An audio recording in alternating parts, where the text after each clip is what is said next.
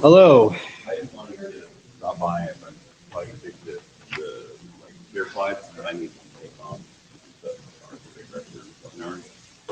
Is there anything that I should come back for, sit down for? I don't think so. The intent is that it's just a working session, so it's just individual editors of documents, the individual presentations. The second meeting on Thursday is unfortunately will be a status update. So there's an email that will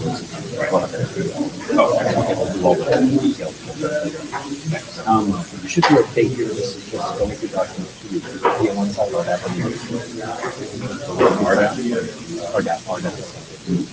Oh, is that what is that? You're supposed to be at protocol.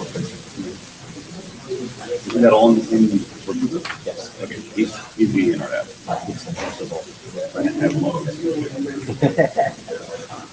That's okay.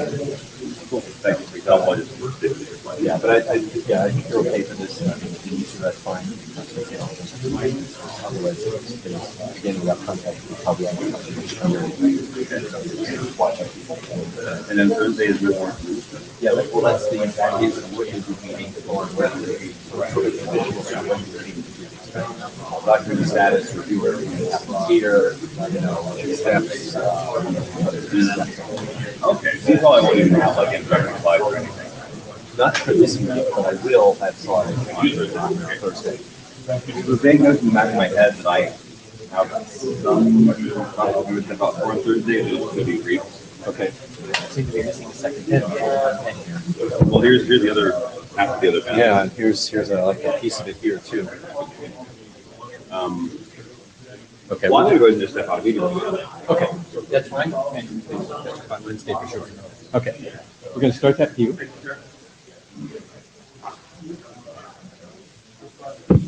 Okay, thank you, everyone. Let's get started and see if we can sort out how this working group session is going to work this time. This is supposed to be a working session. It's a little bit of an experiment for us. As we had said before, Antoine and I had been talking to, the area director at that time. We have a new area director now this time around who's taking over. And they had, kind of suggested that one way to, help this working group. It's a relatively small group, relatively small, slow moving and things like that. But a good thing to do would be to take a second meeting slot and use it as a working meeting. So we actually have 6 documents here. And the idea was to use this slot, we'll just take a few minutes here to get organized. But the current working model for how to do this is we have two tracks. We have EPP and we have RDAP. The idea was that we would try to use 2 sides of the room. That's going to be a little bit awkward, unfortunately. Antoine is not here with us in person, but he is on MeetEcho. So, and he wants to follow the EPP stuff. So he will be in the MeetEcho side of the room with EPP, which also means that for MeetEcho, those folks, you do kind of have to use the microphone so that he gets the feed and he can hear it. So that'll turn out to be a little distracting for the RDAP people, I suspect. But hopefully if you can move to the back corner of the room there and you guys can stay up here, it's an experiment. We're going to see how it works. The intent was that no one would have any slides, although clearly some people have prepared some slide material. So I think that all of that is fine. If you want to, I guess if you want to try and use this thing to display slides, people are welcome to try. But, in general, just hover around a PC or materials have been posted. All the materials we got have been posted. So people ought to be able to download them and have them for yourselves.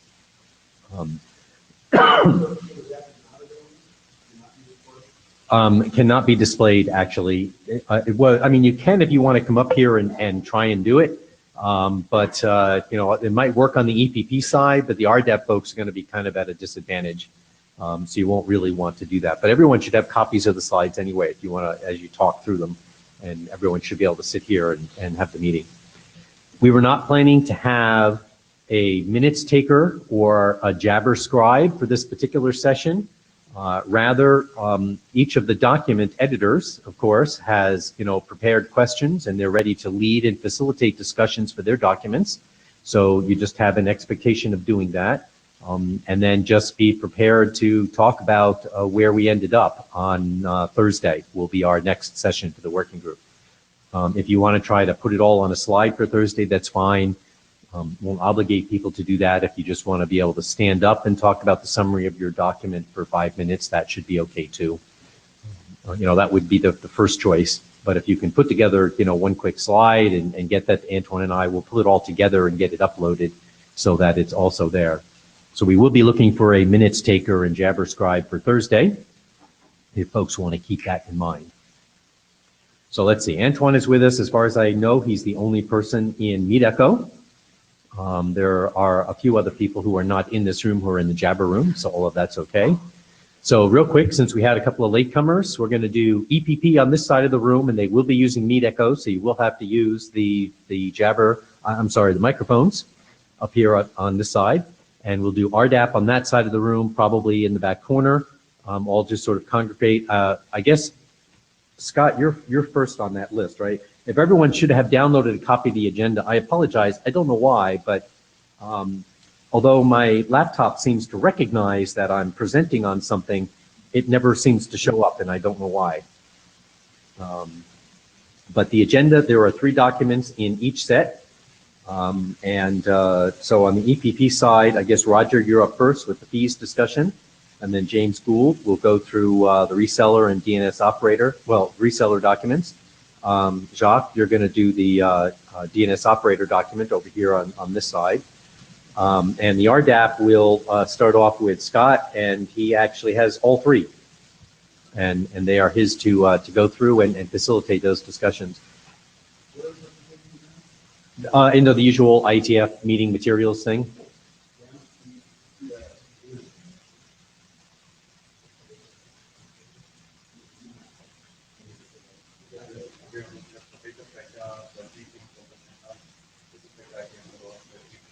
Yeah, okay, so people are just sort of talking about where to find materials for Antoine, who's probably wondering where the silence came from.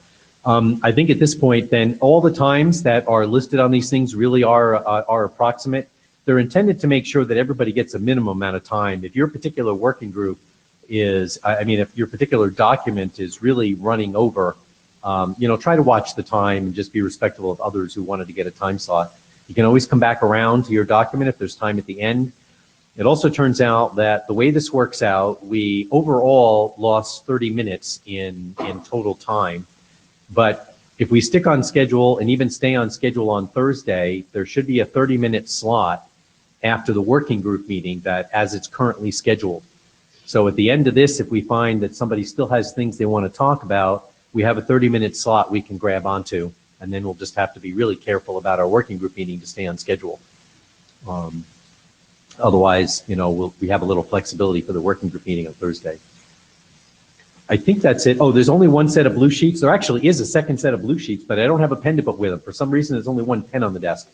So just, be mindful of the work of the blue sheets going around. I guess they made it down this side. They're going to come up from the back now on the RDAP side. Just make sure for yourself that you track them down and sign in at some point before the end.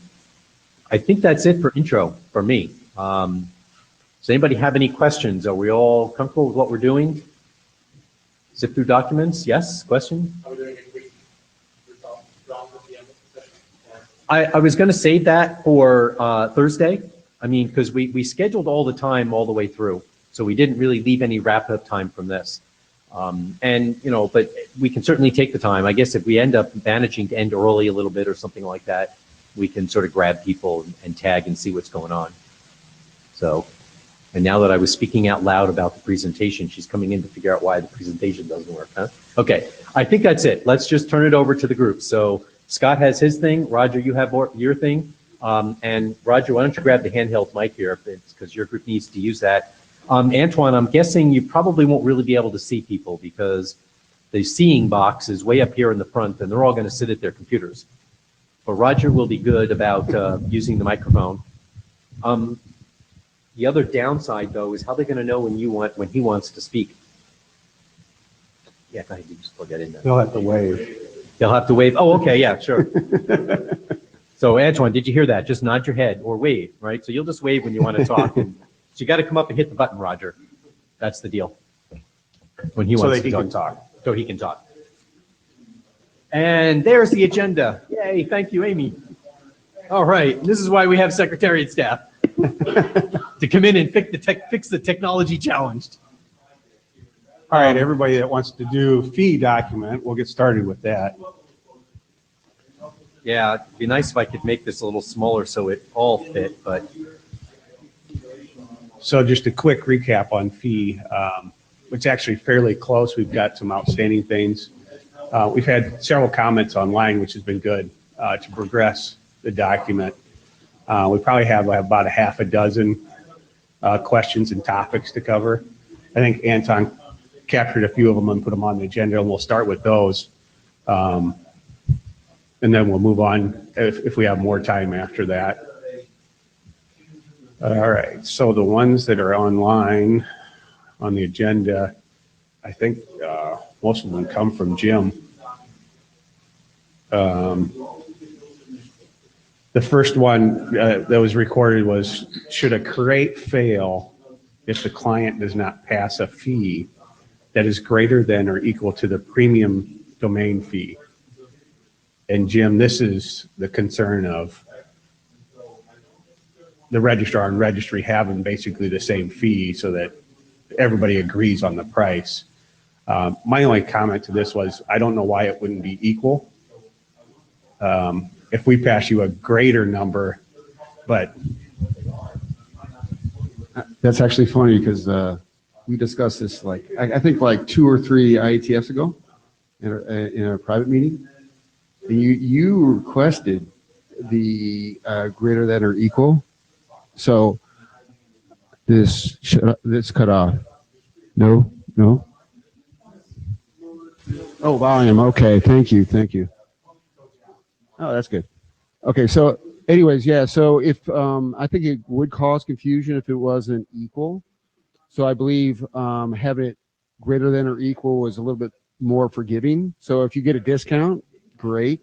But if it's actually equal, we just don't want to disallow a registration to go through if, in fact, they're going to get it for a price that you thought you're going to get it for. So anyways, that was how at least we've implemented it in our registry. And I just want to make sure that if that's the expectation, that was outlined somewhere in the draft.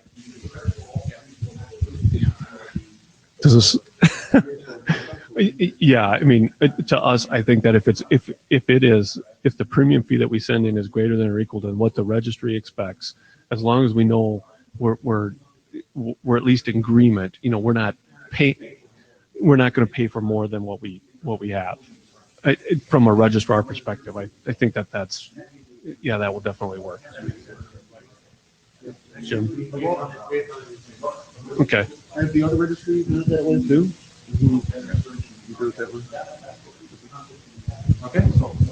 Okay, so we'll go ahead and add that into the documentation that it says that then, just to make it clear for everybody. The second one gets into premium domain names. And this one is if a premium domain is truly available, but you don't pass in a fee, should it return unavailable? Because the idea is if you try to do a create, it's going to fail later on if you're not passing the fee in.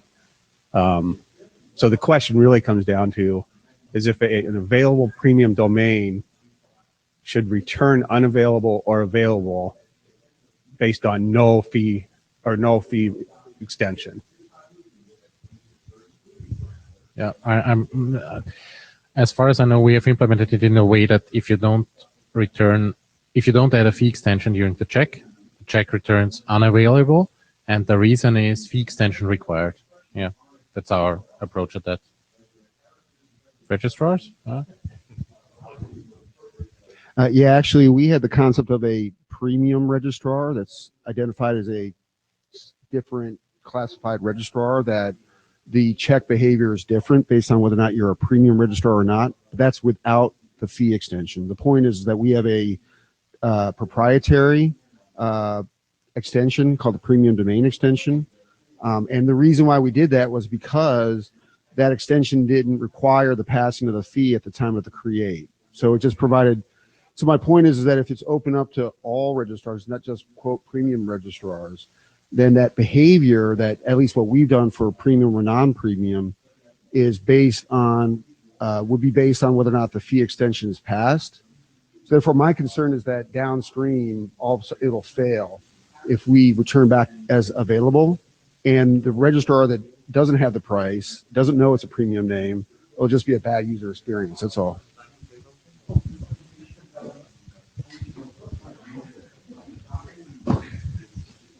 Is it important on that?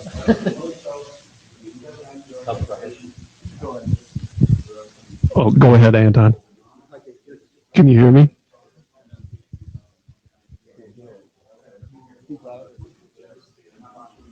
I was laughing for something else, but anyway, go ahead. Yeah, hold on, Antoine. Actually, we suddenly discovered that part of the problem is we turned off the speakers in the room so that we weren't disturbing the other group, but now we just suddenly realized that means we can't hear you when you talk. Any chance you could type in Jabber for us, and then we'll look for it? Yeah, okay, he's nodding. We're good to go. Thank you.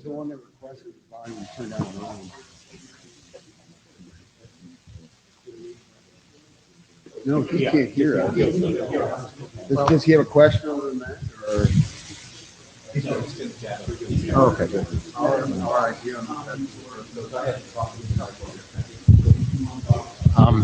Alex again. Our idea is letting the indicate availability that the domain is unavailable would be that if the registrar obviously doesn't know how to use the fee extension, they would actually, the subsequent create would fail. Yeah. So and we would return unavailable with a reason fee extension required. Yeah, reason text. And I think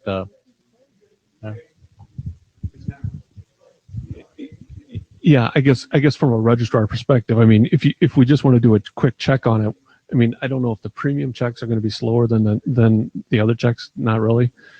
I don't know. It just seems kind of counterintuitive to return that it's unavailable when it really is available, even though it's a premium name. I mean, I'm just thinking about it logically in my mind, and I'm not saying that my mind is right, but you know, it is available to be registered. But could it be available to be registered, but return a reason that, hey, this is a premium domain on that? we talked to a couple of registrars, and mostly the German registrars. They like know, or you communicate to them out of band that you do the premium extension, and in that case, they use the fee extension in each and every check request. So they don't distinguish between, I'm going to check the basic availability. As soon as they know that the registry supports the fee extension, they are going to add the fee extension to each and every check request. So that was what we heard from them. But you might do that entirely different, I know. So then every check would have to have a premium check on it. No. But when we send in the check, even if it's a standard, it still has to have the premium check on it. No, I'm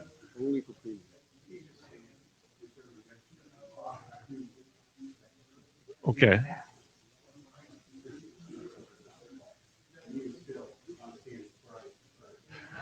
Okay, so let me back up a little bit. I'm just trying to make sense of this.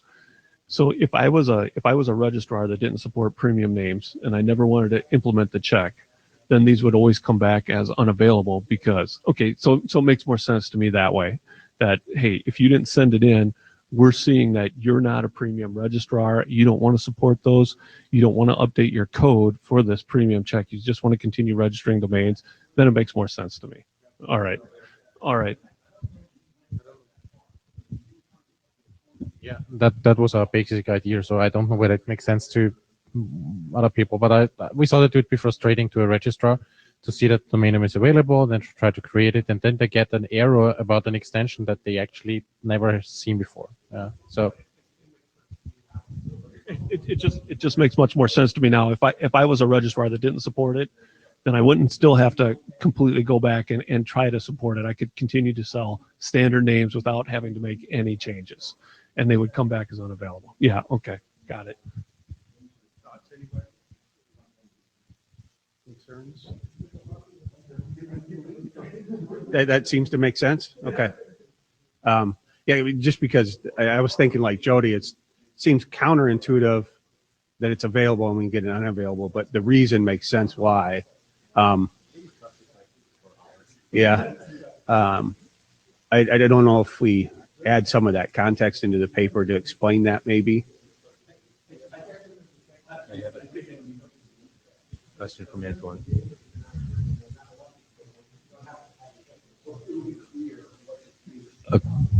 Okay, all right. So James talking, no, but a question from Antoine here in the Jabber room.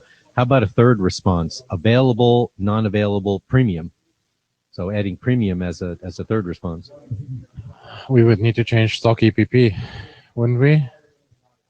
There's only 0 and 1.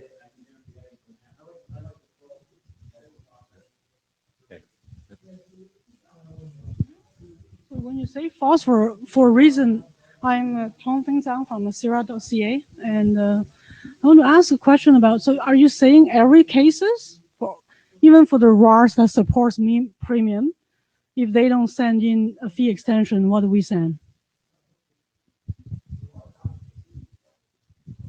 Yeah, so if you, if in the login services, you see that the fee extension is supported, that would not, it would still come back as, at least in my proposal, would be unavailable if the registrar did not pass the fee extension, because otherwise they wouldn't know what the price is.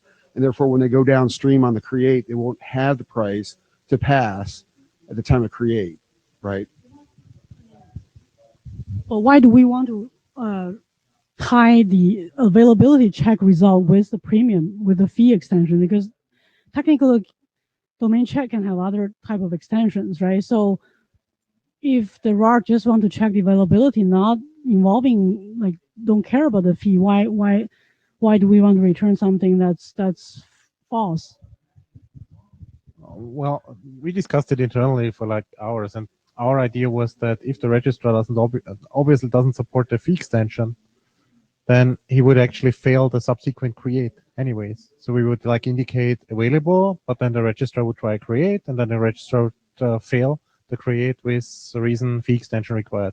So our idea was that to return the feedback immediately that the fee extension was required. Yeah. And it's my experience is that it's more like a one-off experience with most registrars. Some registrars say, what's that? And then they implement it, and then they never see that error again. And some of them say, well, we can't do premium extension, so that's the right response for me. But yeah. Yeah, I just want to say what I said, basically, hopefully in a little different way, is that some registrars will not sell premium names. They just don't want to update their EPP. And what we see is that registries are starting to sell more premium names, and they implement it after the fact. So a registrar already has implemented their checks and everything else, and then the registry comes along and says, we're going to sell premium names now. Well, if the registrar doesn't want to sell premium names or doesn't want to put the time into implementing the check, the premium check, if they don't do that, if the check returns available now for those premium names, it'll be a customer experience problem, because the domain's available to be registered according to the check, but the registrar hasn't put in the effort to support premiums. And now when they go to register the domain name, it will say unavailable. You know, it was a way, I remember talking about this internally too, it was a way that we could still allow registrars that didn't want to support it to be able to get back a correct answer without having to do any coding at all.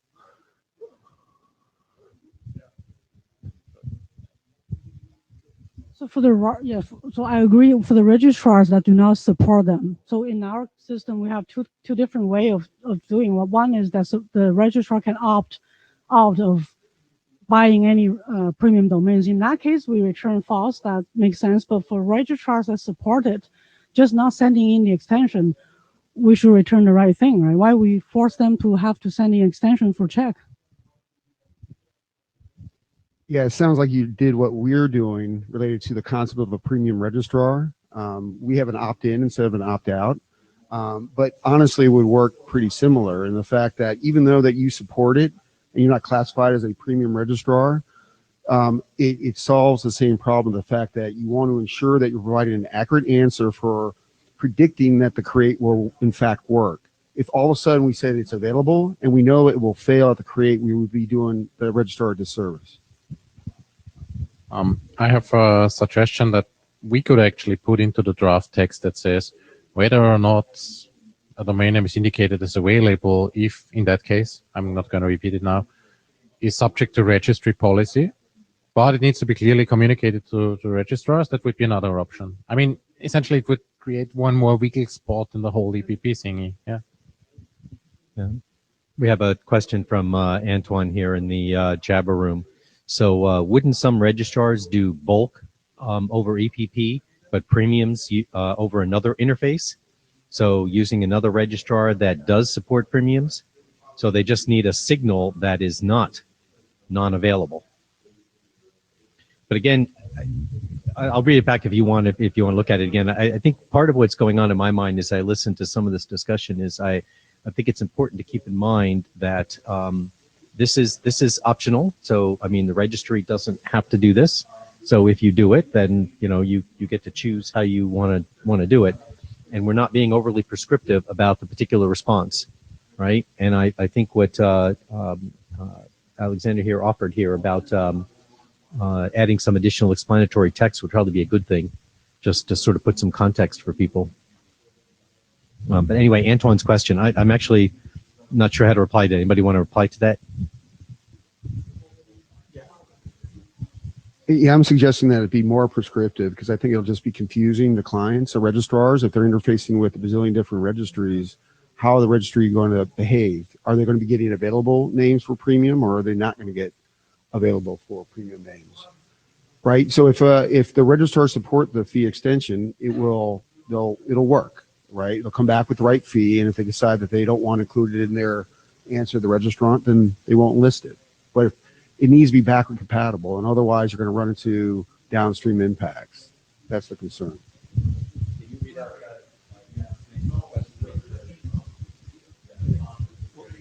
Oh, the bulk?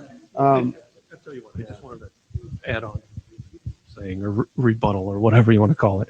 I think it's really up to the registry to decide how they want to support the registrars. If the registry decides that we're going to start selling premium names, and every registrar is going to have to update if they even want to get the right, it's got to be up to the registry to say we're cutting off the registrars or we're not. So, if the registries want to make that decision that, hey, you either start coding or you don't, or you're not going to get the right thing back, then it's a registry decision if you want to cut off those registrars, because that's what will happen. Some registrars will say, I do not want to support premium names because I don't have the time to support it for this TLD. So that's why I think it should be a registry decision on, hey, if you want to give up that business, go ahead. It's up to you. No, but to answer Anton's question related to the bulk, I think you're going to have a mix. I mean, honestly, you're going to have registrars that want to do premium via EPP or may not. And providing an alternate interface for premium, I'm not sure about the other registries, but we don't have an explicit separate interface for doing bulk premiums at this point. So my suggestion is to have it work via EPP. Could you read the question again?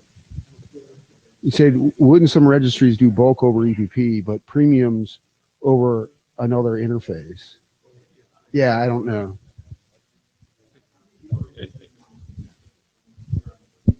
So I was just going to say, for completeness in all this, what we do, I mean, our general philosophy about this as affiliates in a registry is we only respond with what we are asked for. So we don't have a policy where we enforce the extension or anything like it. If you provide it, then we'll respond with it. And if you don't, we'll respond without it and give an answer accurate to what you asked about. So I get to write this up somehow. So we're saying that premium is going to be handled by registry policy then. Some registries are going to return available and some are going to turn unavailable with a reason code most likely.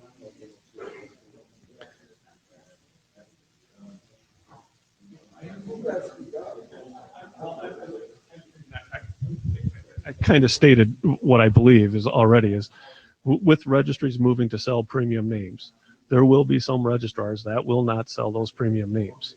And if you want to cut them off as a registry, it's your business decision to make. You know, that if you're right. That's why I'm saying it's a business decision on how you want to handle that, because, you know, I know that we do not sell some premium names because we don't want to put the work into supporting it, to adding the extension, etc. And I'm speaking up for the registrars that won't want to do that, and I think we're the only registrar here. If there's another one. But wouldn't it fail downstream? I mean, I'm not sure about the other registries, but I tell you what, if all of a sudden you had a registration come through and you don't get the right fee, it causes some major issues. So the point is that I'm just concerned the fact that all of a sudden we're going to have these issues, even though the fee extension is there, that we're not protecting the registrars and the registrants in this.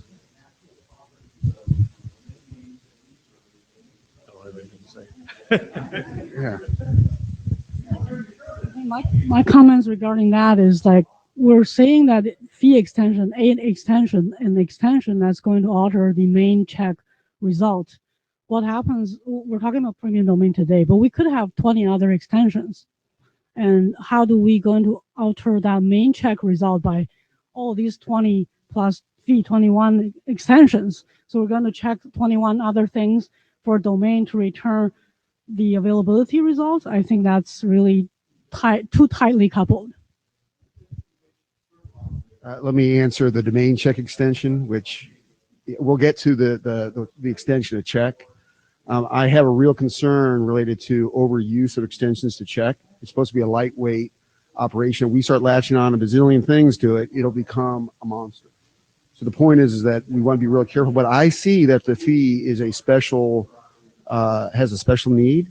So I can see making an exception in that case. But if we start going overboard, it's going to get too complex. Yeah, I agree.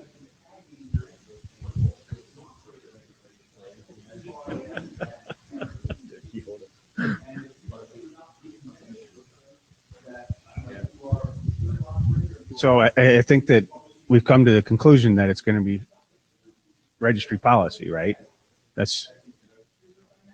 I mean, we've got 4 registries talking here and they're doing it differently. So, okay, we can do that.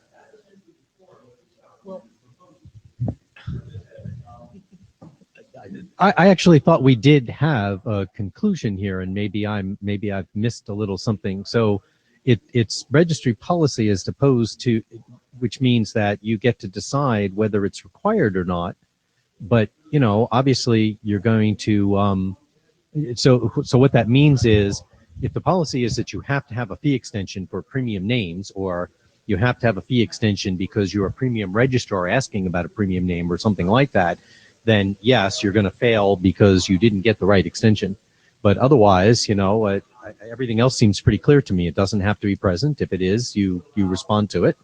And if it's not, you don't. Did I miss something? Right, this is unavailable or available. And Sierra is going to pass back available because it's available no matter what. Right. Which is what we would do. But that's not what they do. Yeah, exactly. But you're doing it because your policy is you want to settle the fee. Part of it's because you're requiring the fee on the premium name, right? And so that's, I don't, not on domain check. I don't think. On the create we do. So now so now we're getting down to I see. All right. So okay. So now I understand the all right. Okay, I'm on board now. I get it. I I know a corner case when it would actually make I know a corner case when it would actually make sense to return available for a domain name that has a premium fee, namely when the registry communicates prices for domains out of band in some way, yeah, and the registrar knows the price anyway already, so he doesn't need to do a price check. He only needs to do an availability check, and then in subsequent create he would pass the price that he got from the CSV that he downloaded from the registry. That would be the corner case where I would say it's useful, yeah. Yeah, but if that registrar was smart enough to get the prices offline, they would know, well, depending on how the draft is worded, to pass the fee extension on the check. If they intend to get a premium name, that's what I'm saying. They might ignore the response, but at least they will get the right response. Okay. Okay, we'll take it to the list. I'll present those two sides and put it up on the list. All right, so the last one is, okay, that's fine. Should we have text in the draft with guidance around these or other policies? So yeah, I think you must give that. There should be a text, yeah. Alex? I have a question which I've been turning my head around with my team, namely, why is the balance only in transform responses? So essentially, I would need to spend money to understand what my current balance is. I know we discussed check balance and stuff like that, but could we like include the balance in the check response? Yeah. No? Why?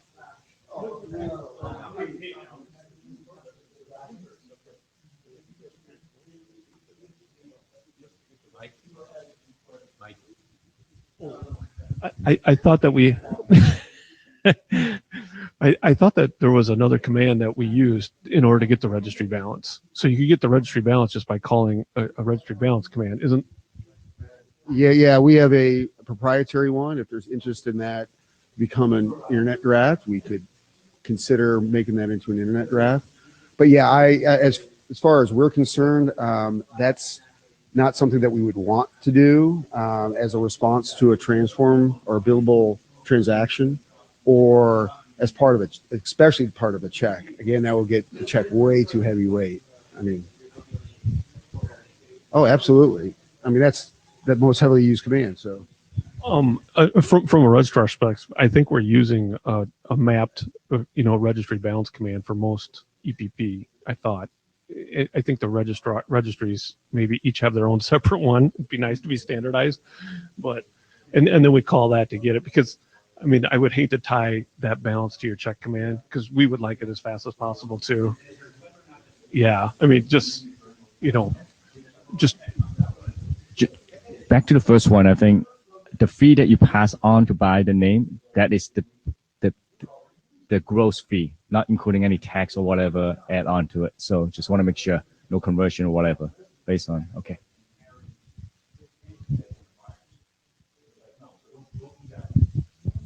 Okay, those were the questions that were posted. Anybody have other ones? I've got several, so you can't say info yet. Oh, okay.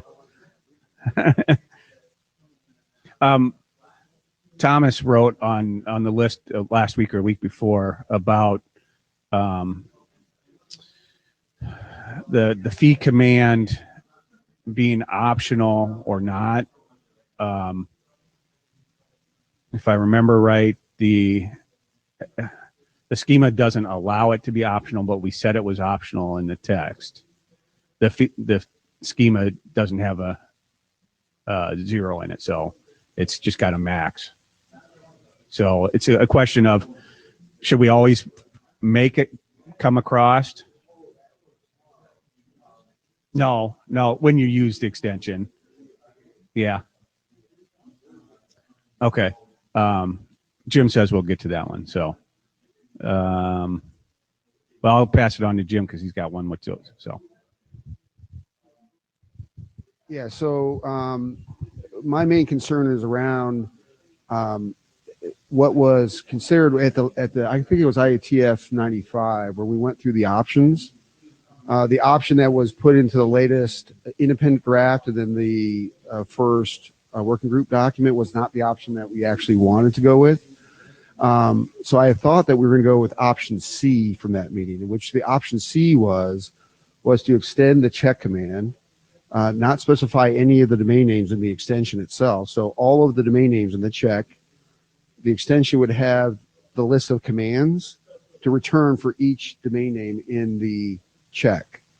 So in essence, that would be a true extension to the check as opposed to like two separate distinct actions. One is give me the availability and then give me the fee for these domains. Now, in the draft, you had put in a constraint that you could only include domain names in the availability check, but it's not each and every one, which makes from the server side, we have to process it like two different things and we merge it together.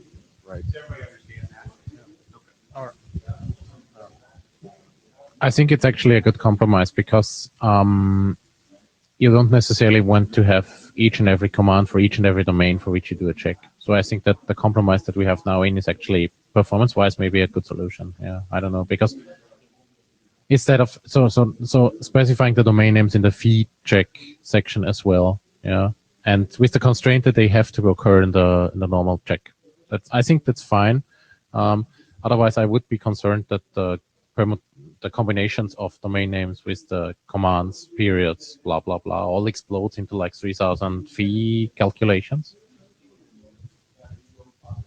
Because that's kind of how it is right now, right? So I could put in like, let's say I had 20 domain names in my availability check. I put 10 up, hold on, whatever. I put in 5 in my availability check, and then I put 3 in my extension. And then for one of those, I put in, 5 commands with, 5 different periods. And then another one, what winds up happening is on the server side is that we're taking a exceedingly lightweight check and turning it into a fee check with a side effect being the availability check. I mean, that's really what this is morphing into. Yeah, we don't have a problem taking that out and making it work like this. I mean, we were just throwing that in there to say, well, here's what you could do. Do we really want to do it? I mean, we're just trying to bring this up as a discussion point. And if it's, if it's a bad idea, that's fine. Yeah, I mean, the purpose was flexibility. And obviously, the more flexible it is, the more complicated it gets. So my suggestion would be to add text into the draft that says specifically server operators may limit the number of blah, yeah, results, yeah, without specifying an actual limit. Yeah, and the other thing we talked about was allowing both scenarios, was allowing what's currently in there, plus allowing the fact that you could just pass in, yeah, give me the create and renew, and it would be for all the domains that are listed in it. That again, that gets a little tricky. Yeah. No, allowing both of that, allowing you to be able to be specific if you wanted to be, or allowing it to be global to all of them. Sorry. But what we're talking about changing is you list 3 domains and then you list your commands that you want to know. And those commands will be, your response will be for those 3 domains, those 3 commands, right? So then you don't specify the names in the commands. You just specify the commands you want to know. So what will end up happening is that at least on the server side, you would take all of the domains in there, and then you would latch on the command that was in the extension to go and process as one operation to return back the result. Like I said, what we would do otherwise is have to process 2 separate things and merge it in. Yeah. So everybody's thought on Jim's proposal, which I think is closer to what option C was. I'm not sure that the current one doesn't say option C as well, because I mean, really what we wanted out of option C was to be able to return multiple domains, multiple commands, which the other one didn't give us. So I'm sorry, can you like very precisely describe your proposal now? Remove the object IDs from the fee check command again? Yeah, so what was in option C was for all the domain names in the availability check, in the extension would be the list, the currency, the list of commands with their periods, and potentially their launch phase, which would be applied to each and every domain name in the availability check. Yes, yes. One quick comment. I just don't want to have both options because that would be a horror to implement, I guess. Yeah, on both sides. Thoughts? Everybody likes that? Or don't care? Yeah. Okay. Are we still talking about premium name only or all names? All names. So we can, with this command, we can get price for all names, not just premium name. Okay.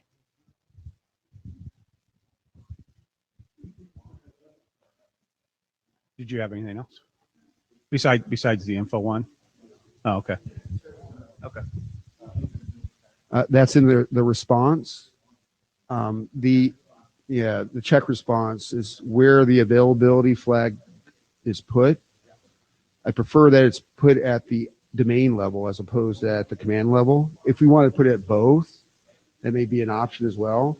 But if you pass an invalid domain name, right, there's no place to say that the fee information is not available for this domain name because the domain name is invalid. Or if you pass the wrong currency, or if there's other things, or the reason why you can't provide the fee information right now, the availability is at the command level, down below the domain. So if it's an invalid domain name, you'd have to return back unavailable in each of the commands today, right now.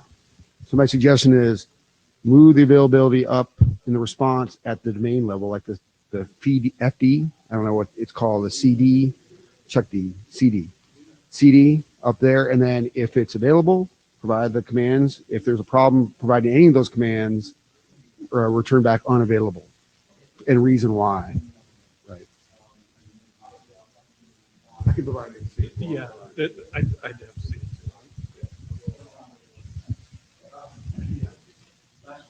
Okay.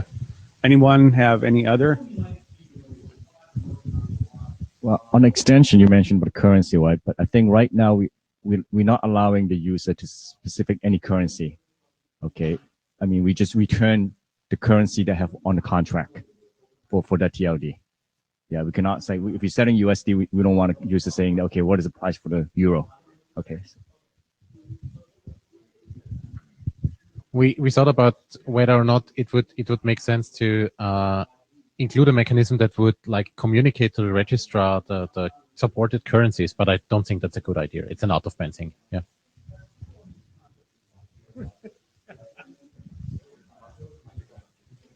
All right.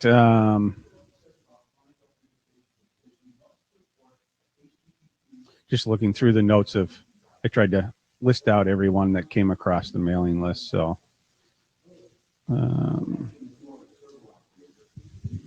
I have one comment on the new section 3.8 with the launch phase. And my comment was about the empty launch phases. So we have sort of like a default phase, yeah. And we don't have a link between the fees and the launch phases. So a fee is always the same fee, yeah. And in that case, the requirement that to enumerate all the launch phases with all the fees seems to be a little bit overboard. But I know that's not very precise. But I need to go through that section and provide some section guidance on that. Yeah, one other item, and it's related to premium, and I put this on the list, and it's associated with classification types. So if we did, and on the list, come up with a particular approach for dealing with premium names, it would be useful in returning in the check response the classification to be part of a enumerated list of types that can be extensible. So the idea is that you have standard, which is the default, you get premium, and you can have discount. Those might be the three. I can't think of any other super generic types. And then be able to have the capability to put your specific classification if you want. But the clients will probably key off of those types. So having it free-form classifications is going to make it more difficult for the clients because you have to interpret each and every one of these. I don't know, you might call it standard, or other one is default, or whatever you do. But if there's no predefined set of classifications, it's going to be difficult for the clients. That's all.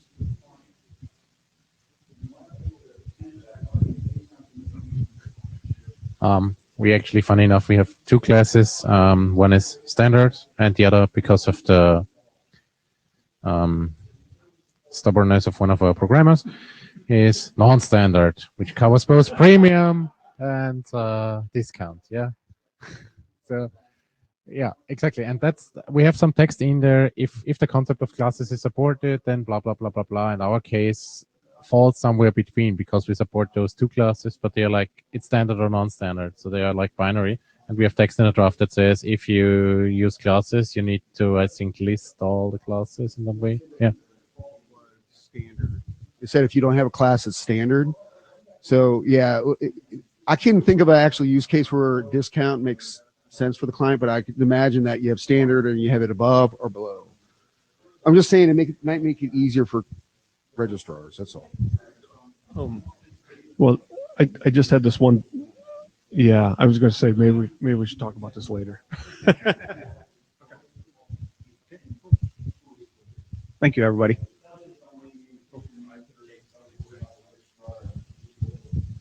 All right, I had a presentation that I don't think is available, but I didn't see that in the list. So anyways, this is associated with the reseller extensions, and I thought it would be useful to first go through the purpose. And the purpose was initially to be able to make the reseller information available in whois/RDAP. Now, if you read the RDAP profile, Gustavo, there is specific text in there related to inclusion of the reseller information in RDAP if it was registered by a reseller. So with that, I need to bring up the ANSI pattern that has been discussed in the past, which is the RDDS copy authoritative data ANSI pattern. Now, just to let you know, registries have no need for the reseller information. Let's be clear on that right now. Registries don't have any need for contact information, right? We're funneling data from those who are authoritative for the data to a party that's not authoritative for the only reason of displaying it in whois or RDAP. Seems kind of silly to me, but that's the fact. And in essence, it makes it very difficult to protect the data. Data will be inaccurate, will be stale. So that's why I define it as an ANSI pattern.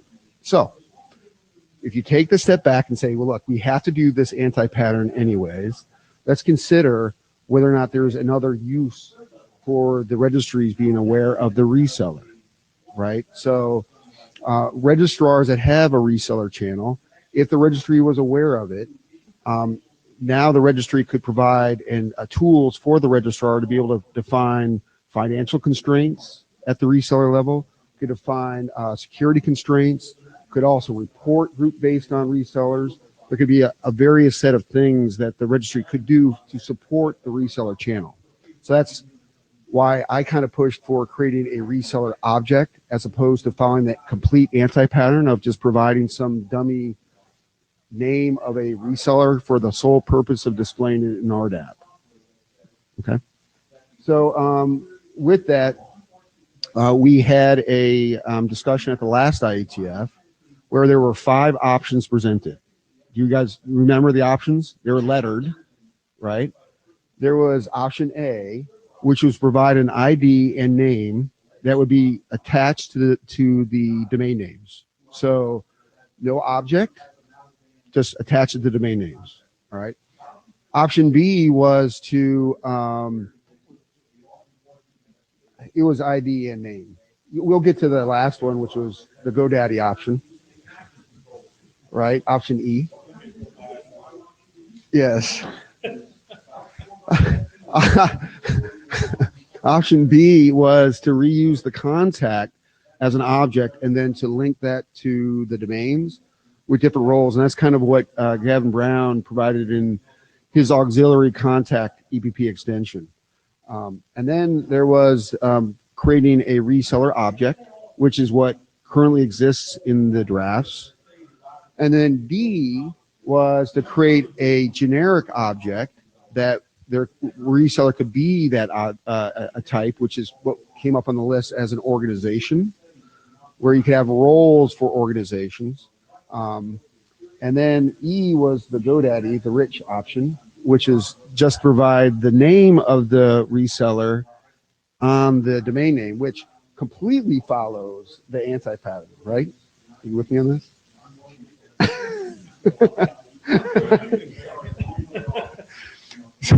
So anyway, we did the sense in the room.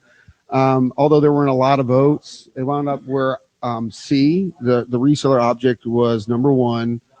D, which was like a generic organization, was option 2. And then 3 was the option E, because I think there were 3 GoDaddy rips there, right? So,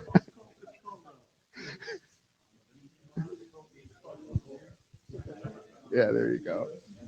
There you go. So, yeah, and then let's go to the mailing list. So Anton pretty much proposed 2 options to discuss, which was option C from the working group meeting, which was to create a reseller object, which is what's currently in the drafts. The second option was to create a generic organization where one of the roles could be a reseller, but there were other ones provided, which was DNS operator, was auditor, RDAP credentials. There could be a variety of roles. I don't know. The point is that if we're going to go and define additional organizations that have different purposes that can be set by the registrar with different roles, then that would be something to consider. Oh, and then Gavin had posted on the list his auxiliary contact extension, which I really believe is more around option B, which was leveraging the contact as an object and then linking that to the domains, where I would anticipate that these organizations, you would want to be able to attach to any provisioning object, not just domains. You could have a host, you could have contacts. So you won't really have contacts of contacts. Yeah, so anyway, so those were the 2 options that we were going to discuss. And if you're going to see, does anybody have access to this presentation? You do? Good. So you can take a look at the domain models. So yeah, so here, let me, everybody likes to come around my laptop here. So yeah, so, yeah. So so I went in and created, you guys could probably identify some errors in the domain model, but that's okay. You get the general gist of this. When we have, and this is at the registry level. So if you look at the existing reseller draft as it's defined, you have really 3 entity types. One is the registrar, which can have many resellers.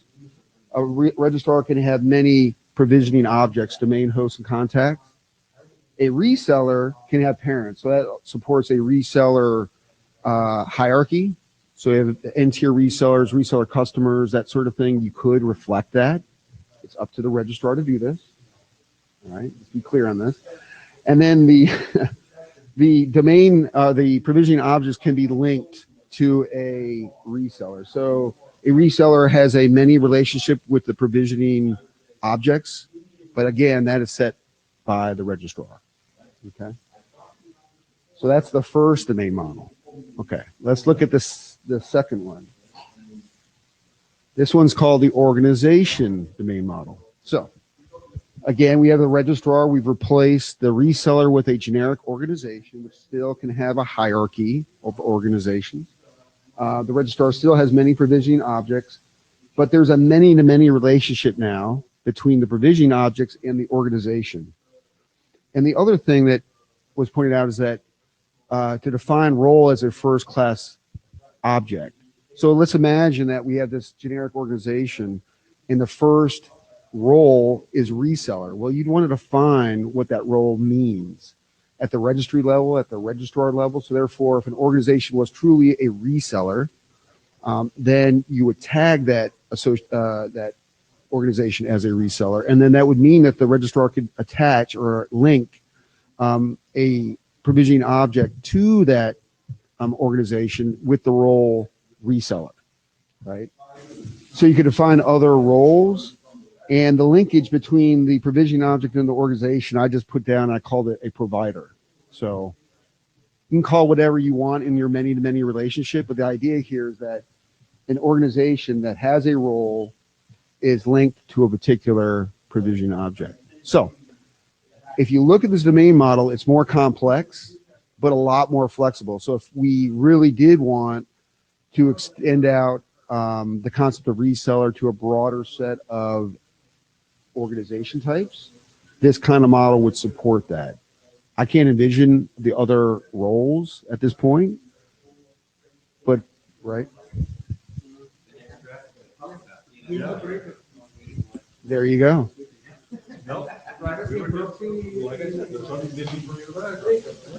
Where yeah, that you would be an organization with a role being its operator. Yeah, it matches it. Come up with that. This supports that, right? It's really, honestly, that's really all I had. I think it would be worthwhile to discuss the purpose of this, discuss the options, and discuss the value of the added complexity, whether or not we attack a particular problem with resellers, or do we broaden it to a broader set of organizations. But and keep in mind this anti-pattern. All right, really, keep in mind. Yeah, I'm gonna tackle them. So, anyways.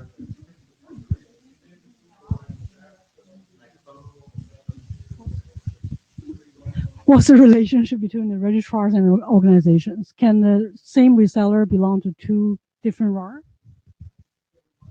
The answer, at least my feeling, would be no. Because if the registrar is the one creating the organization, they would be creating it with a unique identifier, just like if you had a registrant going to multiple registrars, that registrar would create a separate contact with a different identifier with the same data.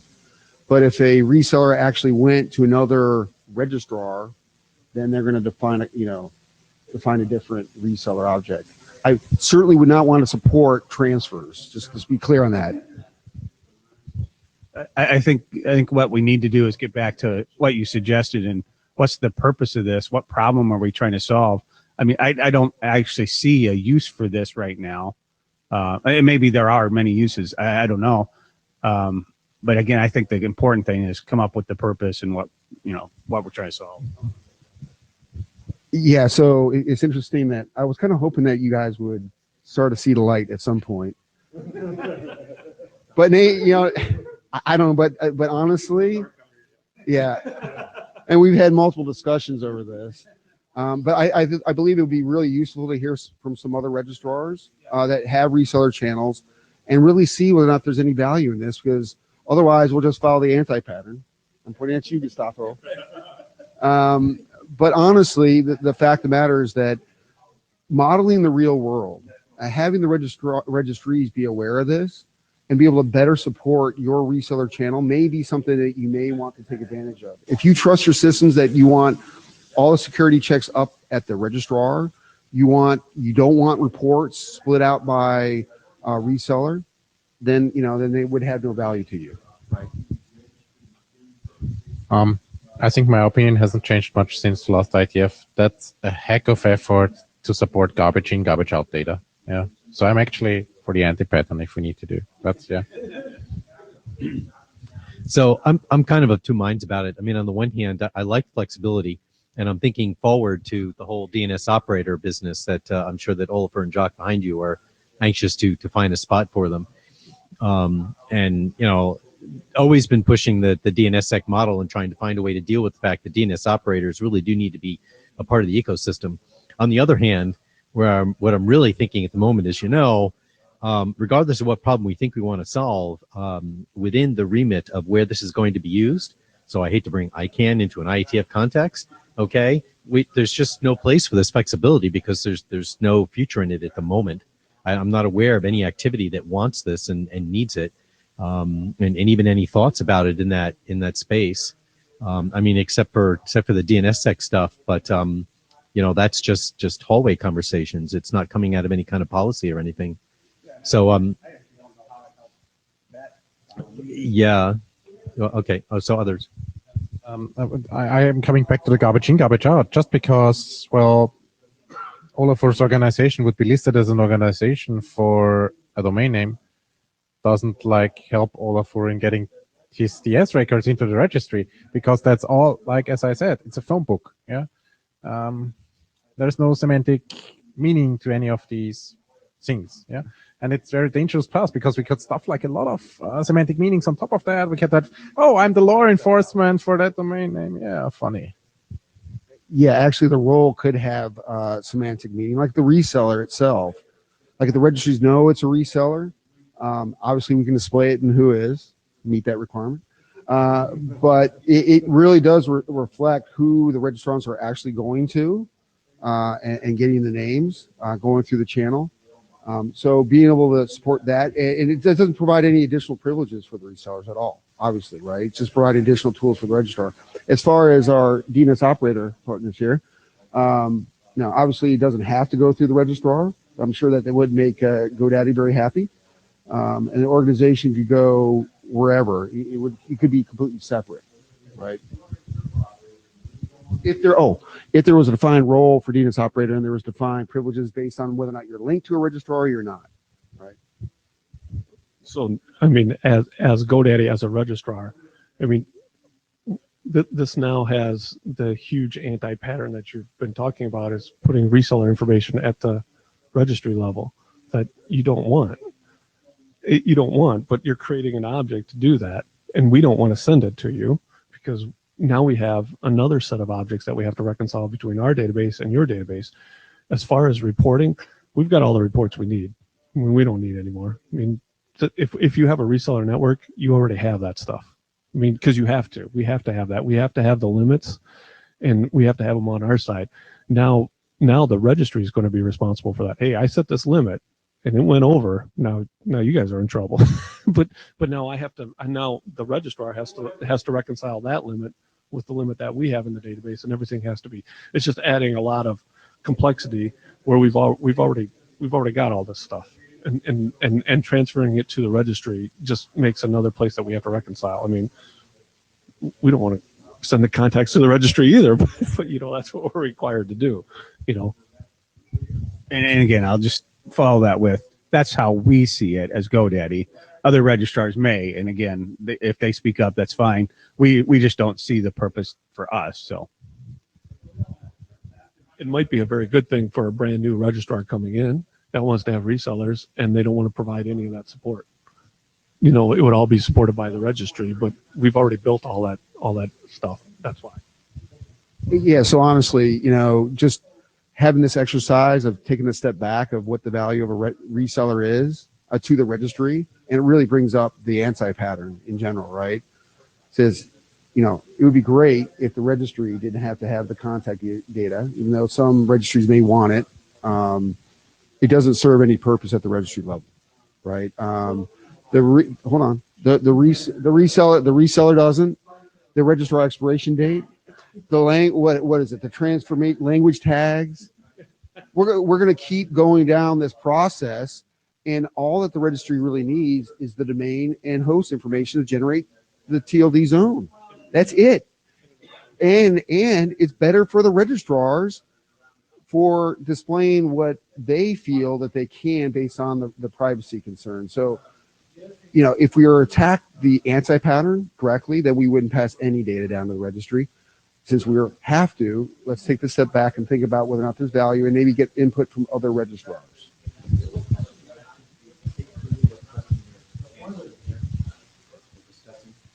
Well, the one question was associated with, what was posed by Anton was whether or not to do reseller versus generic organization. I believe there's a question of whether or not to do this at all, but I believe that we need to do it, right? Yeah, we need to do it. So the point is that would it go back to providing a name or ID and just do it, which I'm not sure who's going to actually support it. That's my concern, is that if all of a sudden we create an extension and nobody's going to implement it, if it doesn't have any value, and if we don't define the value, then it doesn't make any sense, right?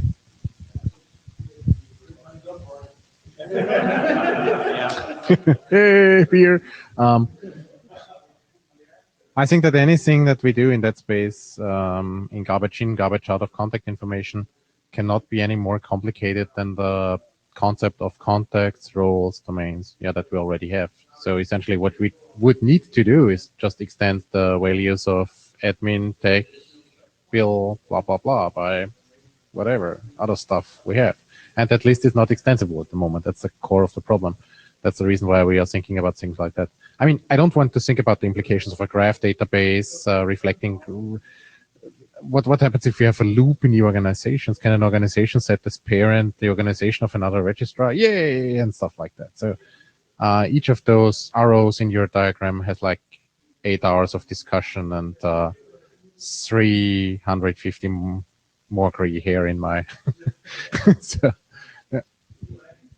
So I guess the only last thing that I'll say is, while I'm sympathetic to the idea, and I think it's interesting, and I can see where it has some value, I'm not interested in any more work than I need to do, and I don't see a reason for doing this. No one's asking for it. Clearly, the largest registrar isn't interested in it. You know, not inclined towards the organizational model. We'll just do reseller because we have to, because ICANN is somehow suggesting that we have to. Which we've already got that figured out. So you've got 30 seconds. Okay. So first of all, I just Jim, one thing you keep saying is registries don't want it. .ca. Do you want contact information? No contact information. What do you? Why? How about .at? Does .at need contact information for the domain? Why? Why? Jim just said you don't need it. So some registries are requiring it. Some registries don't.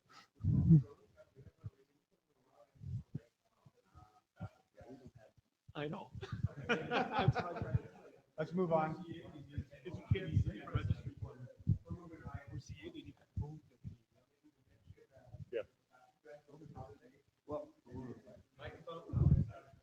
There might be other mechanisms by which you could prove that, other than having the registrar pass you back an address. Are you going to actually go and verify that? Do you verify it? Yeah, but do you? Yeah.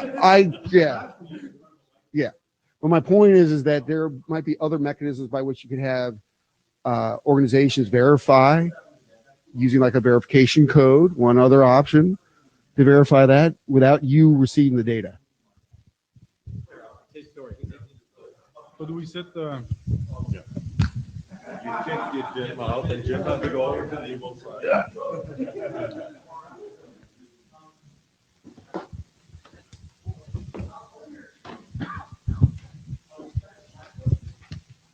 So doing a reseller model is easier than doing DNS operator stuff.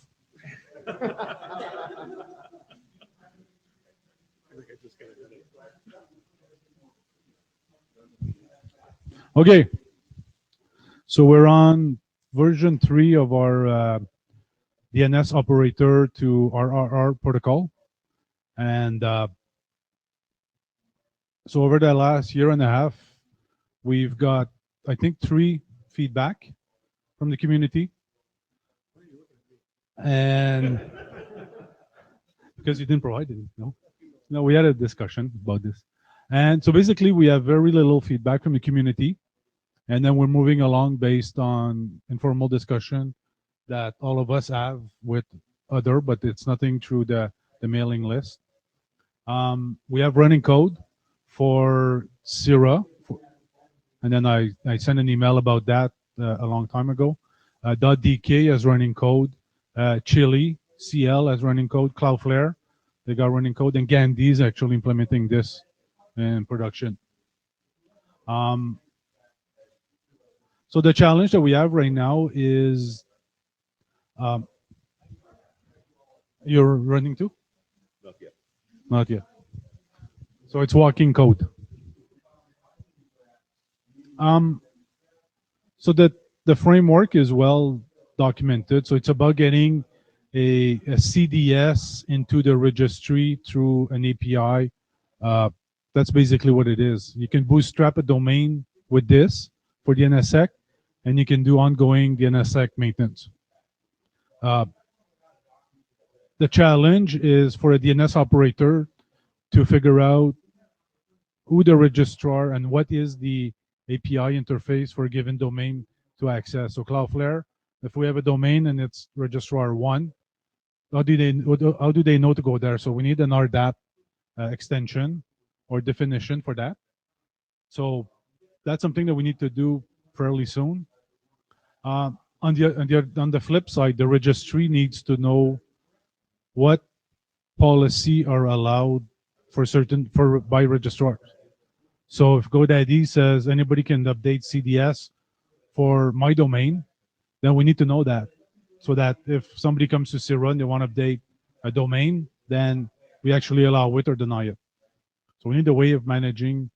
So if you don't support, so because you could not, today you don't support the NSX for .ca, for example. No. By the way, well, actually, no, there's no registrar for CA right now that support the NSX. So there's no ways, there's not a way. No, you don't. It's in the books. It's not done. So today we have the registrant can sign their domain, but they can't get the DS in. There's no registrar support for .ca. So we have 200 signed domains. But there's 26,000 signed domains for CA. But it's impossible for them to get their DS in the zone. So it's a real problem.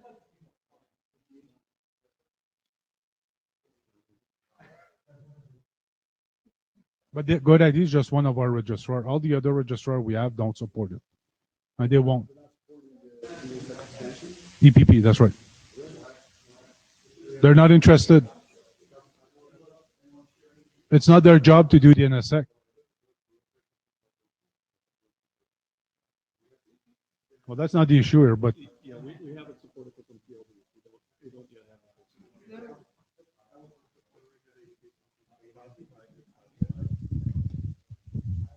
I was just curious as a summary whether you did something crazy on the EPP end with regards to DS submission. It's not as simple as putting a policy saying that if you want to be a registrar for that CA, you need to support the NSX. If not, then you cannot be a registrar. I mean, that's the way it's solving the GTLD world, right?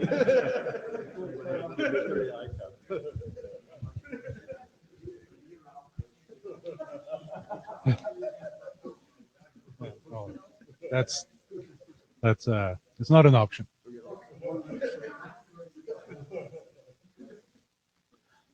So what this protocol is about is enabling a registrar or a registry to grab the CDS record and bootstrap a domain with that, instead of getting the registrant to submit the DS record. So if you have if a domain, if like Cloudflare, they work through a lot of reseller in your model, and there's no way for them to find out which reseller is supporting that registrant to follow the proper channel. So that doesn't work. So we need a way for DNS operator, because they're the one generating the DNSSEC DS record, and that needs to go to the registry either directly or through a registrar using the same protocol. So that protocol can run at the registrar level, where the DNS operator can say, this domain I want to bootstrap, or it can run at the registry level to say, I want to bootstrap this domain. And in turn, it creates a DS record that makes its way through the zone file. So getting a registrant to obtain a DS record from a DNS operator and expecting them to copy paste through the normal channel doesn't work. So that's why we're doing all of this. Yeah, I didn't review the draft for a while, but how does it that it gets bootstrapped? So when, let's say it's an unsigned zone, and then they want to sign it, so what would be the mechanism by which the first DS would get passed or authorized for the registry to suck down the... The draft has two different basic methods. The entity tickled by this command could accept it on the spot. It could accept it after a certain time passes, or it can issue a challenge. Say, prove you can update the zone, and basically give something to put into the zone. And then that gets checked. Very simple. Basically proving that the entity has change control over the zone.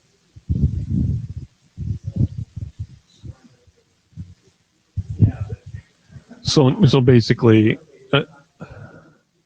I'm trying to understand it. So forgive me for getting this wrong, and I'm sure I will.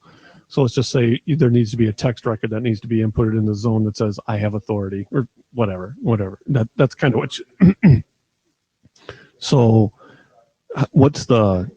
is it the registrar working with the DNS provider to say what needs to be put in there, and then the registrar needs to be checking that zone every so many minutes or whatever timetable it is to see if the text record is in there, and if it is, then pull in the CDS record. Is that what you're saying?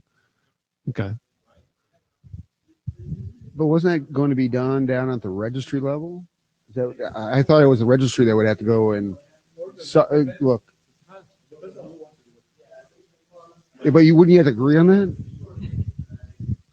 So the issue that we have, I mean, I'll just state this again. Oliver knows what I'm going to say. Sorry. And VeriSign has the same issue. I mean, this is the problem that we have with this.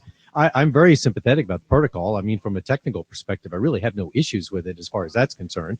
But the fact is, from a registry point of view for GTLDs, we don't have the relationship with the registrant, so we're simply not allowed to do this. We simply can't go poll out for this record and pull it up, because then you have to tell it and push it back to the registrar, and we just can't do that. Just not allowed. And something that Jody mentioned, and I think you guys already saw this, but I'll let you speak to it, is that seems very inefficient for registrars to be checking zones to see if they need to do anything. So it needs to be a push model, not a pull model. So basically there is an API call defined in this document that says, yeah, and that's the information we need to find out of the RDAP of it. And also for Jim's consensus, I will give him my political answer is, as a DNS operator, I don't exist in the GTLD model, so I can talk to whoever I want about whatever I want.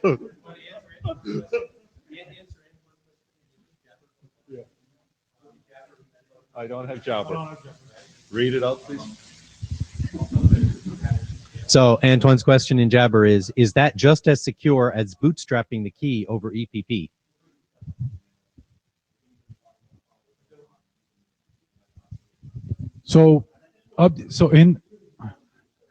By the way, Antoine, you're not allowed to smoke at the IETF meetings, eh?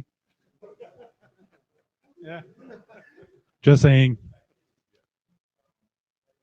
The preferred method to bootstrap a domain is for the registrant to provide the registrar the DS record to put in the registry. That's by far the preferred method for DNSSEC. Like I said, there's a use case where that doesn't work. There's like for .ca, huge use case. No DS can come in.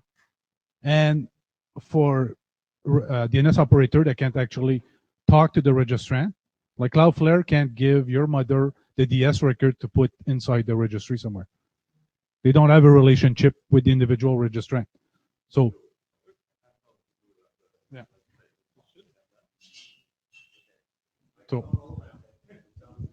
So I have a suggestion for solving the issue of how to find a registrar API endpoint.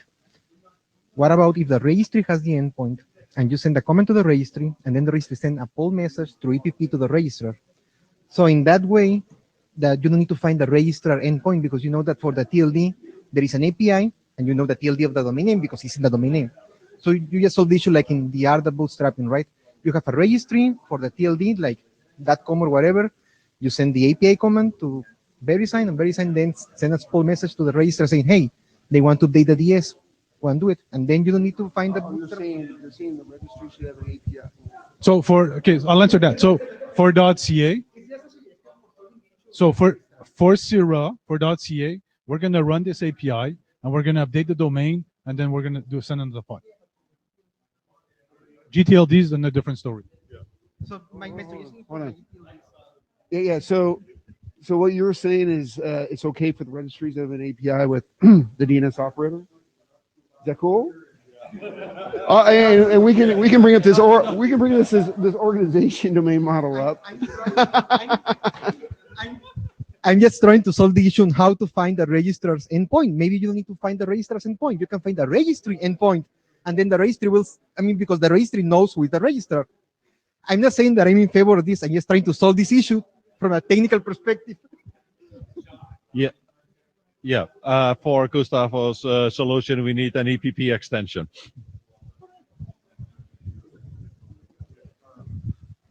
As usual, the problem lies in the details. And one sentence that comes to my mind is in section 4.1, authentication of the API. Client authentication is considered out of scope of this document. And I think this is the most important part of that. That's the hardest part. I can provide a public API and anybody can submit information, but then again, I can directly accept DS records via ICMP. So if you so when a zone publishes a CDS record, that signifies the intention that it wants to have its DS uploaded. So the zone, if it's there, if the CDS is there, that means the DNS operator has an intention of putting that DS in the zone. So you don't need an APS technically. If there's a CDS, the registry, somebody should pick it up, put it in the zone.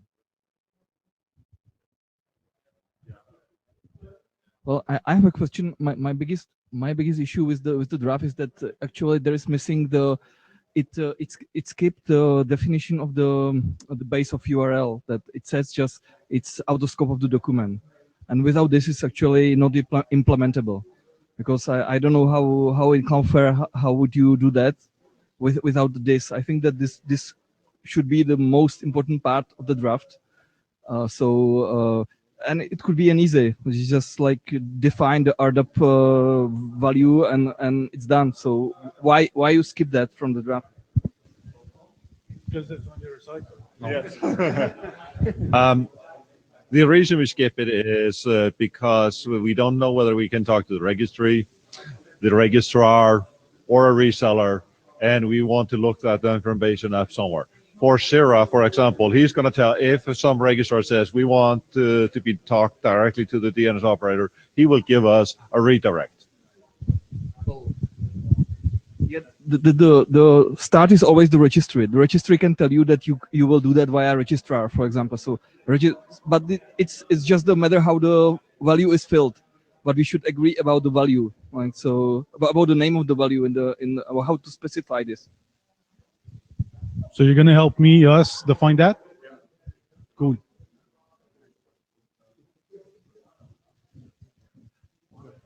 No problem. So everybody is in support now? Good.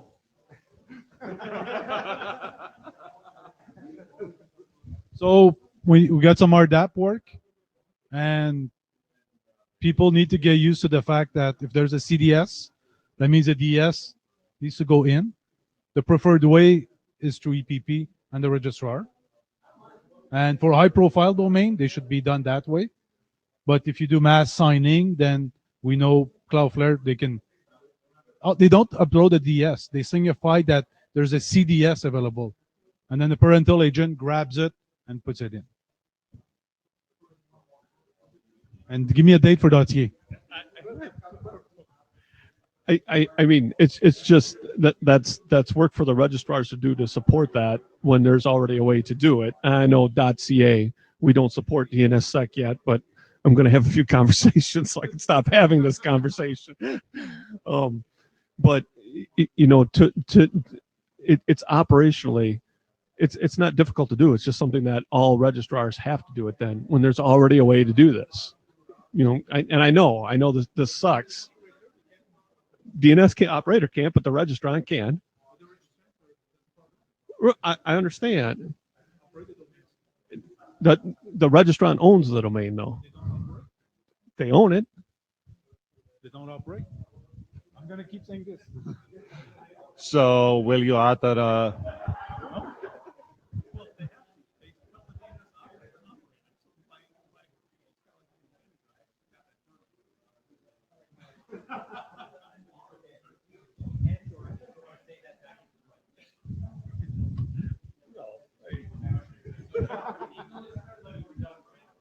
We're done. Thank you.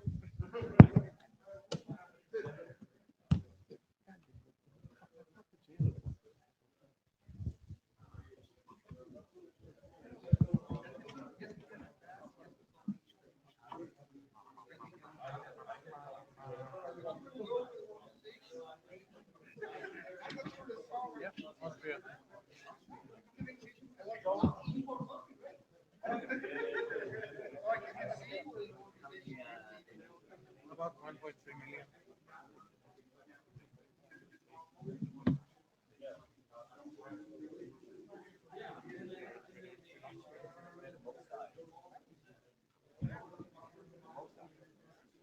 Yeah, he used to live like 300 years ago or something like that. Yeah.